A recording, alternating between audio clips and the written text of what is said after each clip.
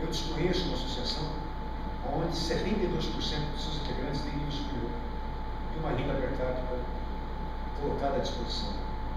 E também desconheço nesse país uma entidade que consegue reunir tanta capilaridade de muita instituição, vários profissionais, várias tendências sociais, políticas, econômicas, de diversas naturezas. Eu sempre acreditei que a maçonaria ela é uma ordem de excelência. Ela é uma ordem que, para nós hoje que estamos, que não dizer vivos, temos um verdadeiro comprometimento dos nossos heróis do passado, dos nossos irmãos, que trouxeram, nesses 189 anos de grande do Brasil, essa ordem que está aí hoje. Mas eu tinha dois caminhos. O primeiro caminho era o caminho que eu poderia falar para vocês, do caminho da lição de casa. Qual que é a lição de casa? A lição de casa é aquele trabalho que nós fazemos de forma interna. Ou seja, primar pela orientação ritualística da ordem, primar pela difusão da cultura da maçonaria, fazer com que os nossos princípios iniciáticos sejam cada vez mais mantenidos. Porque, meus irmãos, no dia que nós perdemos o senso dos princípios iniciáticos, a nossa ordem vai ser sempre de serviço. Ela deixa de ser uma ordem de verdade e de expressão dentro dessa capilaridade. Para isto, o que nós fizemos? Nós desenvolvemos um trabalho junto à Secretaria de Cultura para espargir a cultura em todo o estado de São Paulo.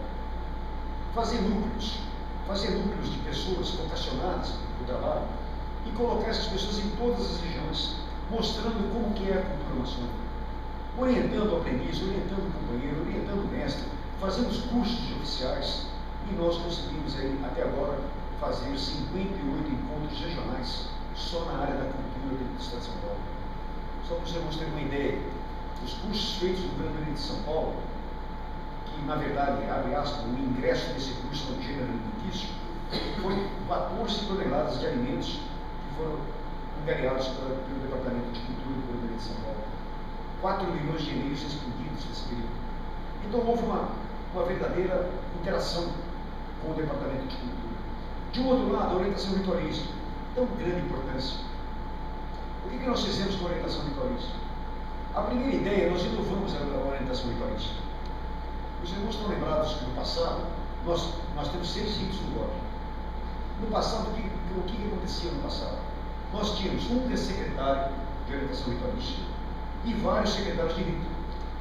Tinha um secretário estadual do rito brasileiro, um secretário estadual do rito da maneira amiga, e o rito ficava na interpretação desse irmão.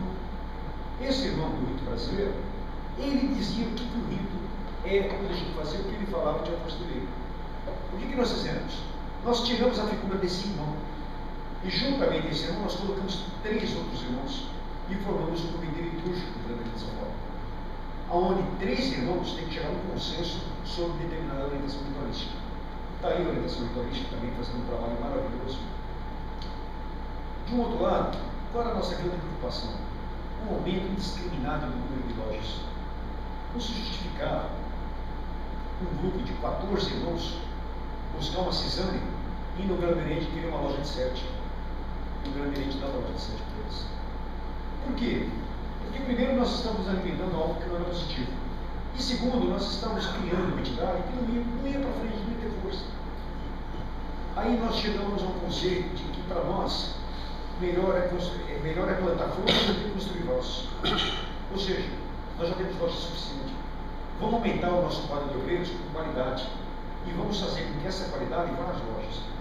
O Grande Oriente de São Paulo não tem competência para iniciar e levar essa loja, não tem. A competência da loja. E o Grande Oriente tem que prestar o serviço à loja e acreditar na loja que ela vai trazer esse material de fora com a maior qualidade possível. Para vocês terem uma ideia, nessa gestão nós fizemos 50 lojas maçônicas. Dessas 50 lojas maçônicas, 16 foram feitas em municípios que não tínhamos a representação do GOP. As outras 34 eram locais que comportavam um outro rito ou até mesmo outra loja, em razão da necessidade demográfica do local. Fizemos isso com muito carinho e aumentamos o nosso número de obreiros dentro de uma rotatividade muito nova entre iniciações, regularizações e filiações de quase 8 mil irmãos nesse período. Achamos que o caminho é esse. Nós temos que voltar para um caminho anterior. E aí nós começamos a construir, dentro da parte interna, a questão da informática, que o Mário depois em detalhes melhores com vocês, a questão estrutural do nosso planejamento de São Paulo. Tão logo eu fui eleito, meus irmãos, que sucedi no nosso irmão Cláudio Ferreira, me foi confiada 9 secretarias. Eu estava absolutamente preparado para trabalhar em cima das 9 secretarias. A Pael, pela Constituição do Grande de São Paulo, me contemplou com 18 secretarias, o dobro do que eu tinha. E eu tive que me adaptar às 18 secretarias, com o mesmo orçamento de 9, sem gastar um centavo.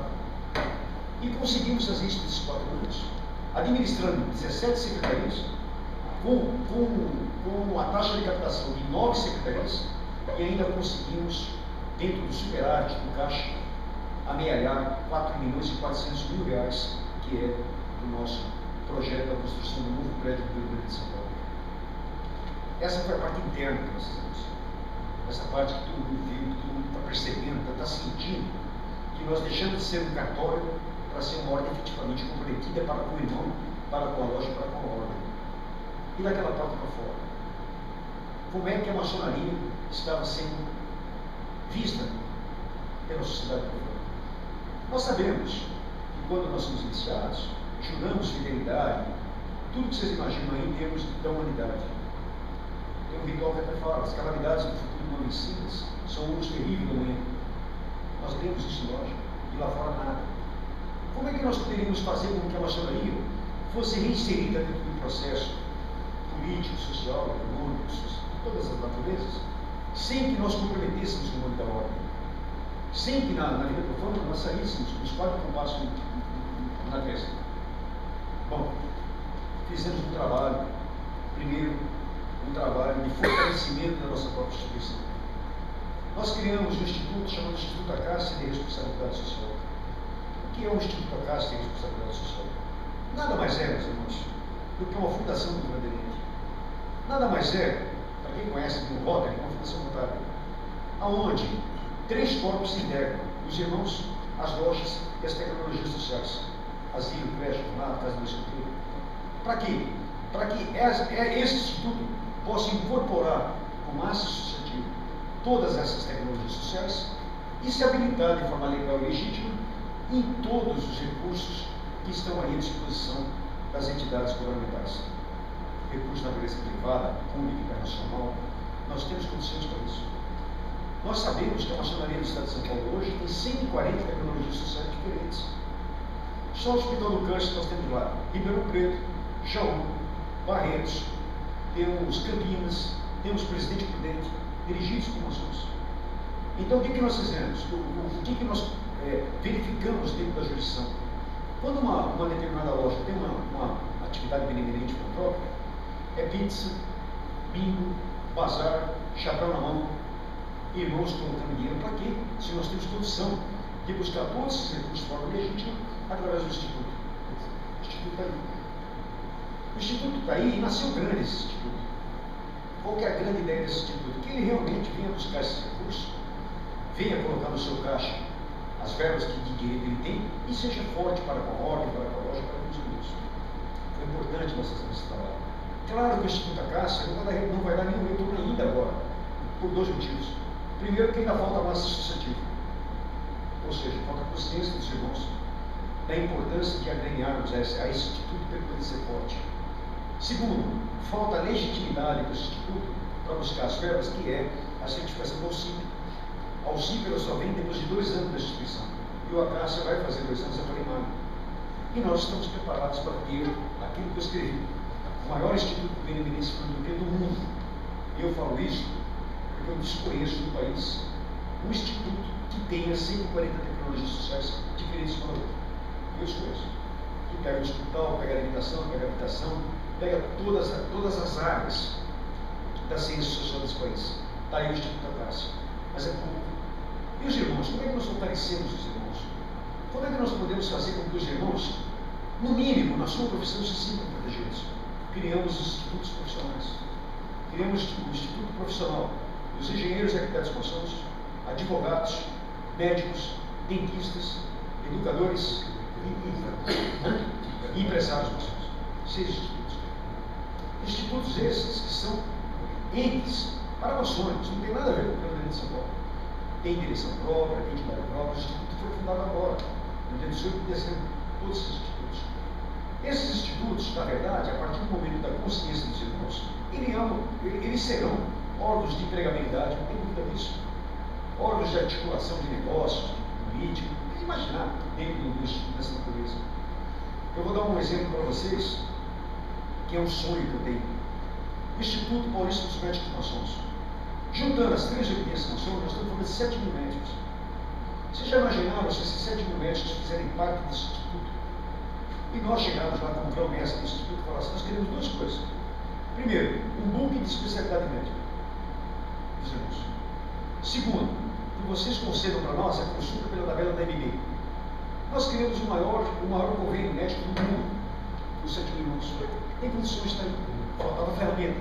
A ferramenta são os institutos. Aí, partimos então para o programa de ação política propriamente dito. Nós sabemos que do Estado Novo para cá, a maçonaria se distanciou da política lá fora.